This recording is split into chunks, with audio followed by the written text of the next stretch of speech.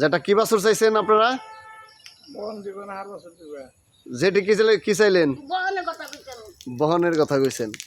আসলে কি বহন হবো না সার বাছুর হবো এটা কিন্তু বলা যায় না, এটা আল্লাহর ইচ্ছা, এটা আমাদের হাতে নাই। ইভেন বীজ রাখবে কি না এটাও আমাদের হাতে নাই, কিন্তু বীজ যদি রাখে ভালো জাতের হবে এইটা আমরা বলতে পারি।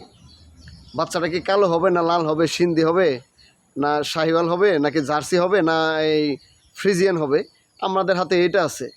কিন্তু বহন হবে না সার হবে এটা আসলে বলার কোনো সুযোগ নাই। আর হ্যাঁ, ওইটা আল্লাহর হাতে। আরেকটা বিষয় হচ্ছে গরুর যদি বাচ্চা হওয়ার পরে যদি ঠিকমতো দুধ খাওয়ান, প্রথম 7 দিনের মধ্যে কৃমিনাশক ওষুধ খাওয়ান এবং পর্যাপ্ত পরিমাণ যদি দুধ খাওয়ায় বাছুরটা হৃষ্টপুষ্ট করতে পারেন, তাহলে এই বাছুরটা মোটামুটি বড় হলে ক্রস করবে, এতে কোনো সন্দেহ নাই, নিশ্চিত। তাহলে আমরা কি দুধ খাওয়াইতে পারবেন ঠিক মতো? যেটা যদি দুধ খাওয়াইতে পারেন তাহলে বড় জাতের একটা বীজ দিয়ে দেই। তো যারা খামারে আছেন, যারা স্বপ্ন দেখেন যে একটা ষাঁড় বাছুর হবে বা বকনা বাছুর হবে, তাদের উদ্দেশ্যে বলি আপনারা আল্লাহর কাছে চাইবেন, আল্লাহ হয়তো দোয়া কবুল করলে পেয়ে যাবেন। কিন্তু একজন পৃথিবীর কোনো ডাক্তারের হাতে এটার সুযোগ নাই যে ছেলে হবে না মেয়ে হবে।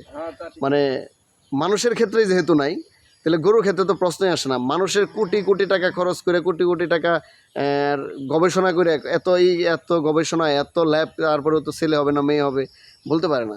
তো সেক্ষেত্রে গরুর মধ্যে প্রশ্নই আসে না।